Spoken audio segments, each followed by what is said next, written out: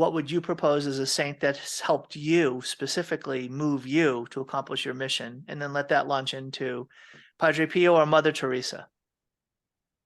I'd say option C, and I think the saint is Joan of Arc. Really? I love it. Let's go.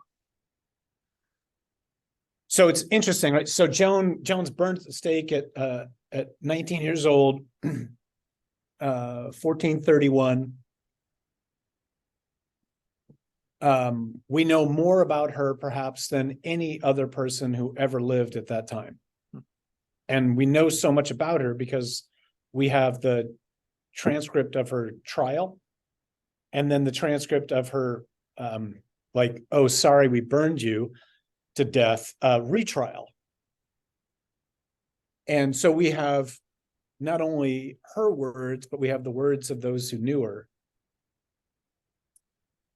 So Joan's this fascinating figure. So she's burned at the stake, and yet she's not a martyr because she doesn't die for the faith. It's a strange case because it's so seemingly political. But the reason why Joan's so significant to me is, so one of Joan's many famous lines, when she embarks on the mission that the Lord gives to her, she was asked, "Aren't you afraid?" And she says, "No, I'm not afraid. God is with me. I was born for this." That is magnanimity. That's not pride. That's magnanimity. And the reason why I think that's so significant is what we're constantly trying to drive home into every other person is that's not just true for Joan. That's true for you and for me, for every single person. Like, I was born for right now, and you were born for right now. I'm not a historical accident. You're not a historical accident.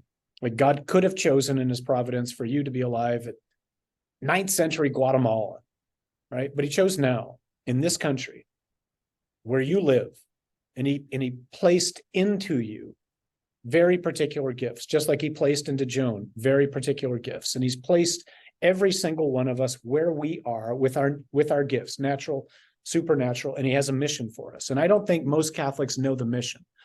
And the mission isn't to get out of here. The mission isn't to survive and get to heaven. You know, like, heaven's the goal, to be sure, but heaven, I don't think we understand what heaven is either. The mission is to do everything we can to cooperate with Jesus in what he began on Easter Sunday. And what he began on Easter Sunday was the recreation of this world, which he loves. And when he comes back, and he will come back, and it might be Tuesday, he's not going to take us away. He's going to make a new heaven and a new earth. And, you know, you and I are the same age where we used to sing that really bad song, Let Us Build the City of God, which is a really bad song because you can't build the city of God, but you can build for it.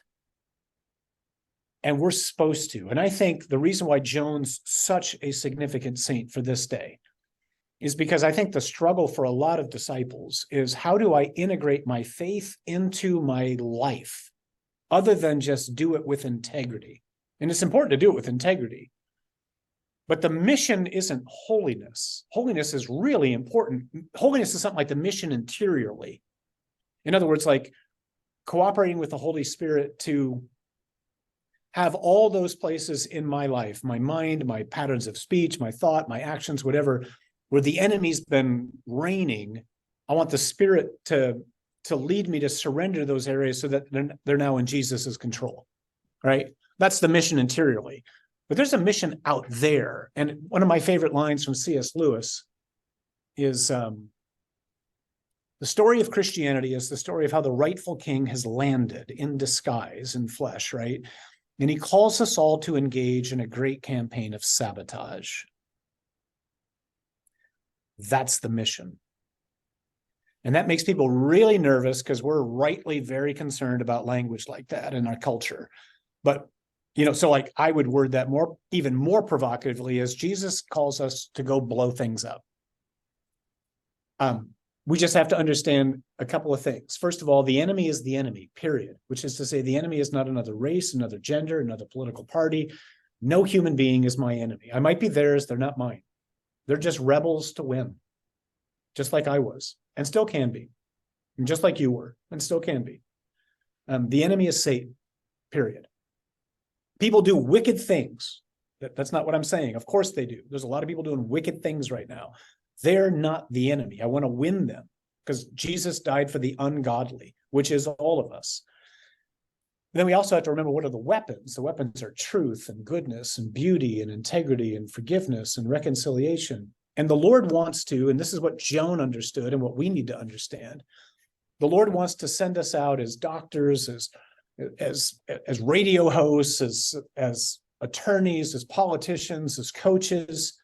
And he wants to put us into those areas so that by his grace, we can do everything we can to take what the enemy is bent and try to bend it back so that it's in conformity with how the Father created it to be. And it might cost me my life, and it might cost you yours, but it's worth it. That's the mission. Like, I was born to do that. And that's what you and I are sent out after every single mass. Ite missa est. She is sent to do what? Yes, to evangelize, but it's more than evangelize. You know, Jesus says, teach them everything I have commanded you. Well, Jesus didn't just teach us how to pray. He taught us how to play, how to work, how to eat. He taught us about politics. He taught us about sex. He taught us about marriage. He taught us about friendship. He taught us about forgiveness.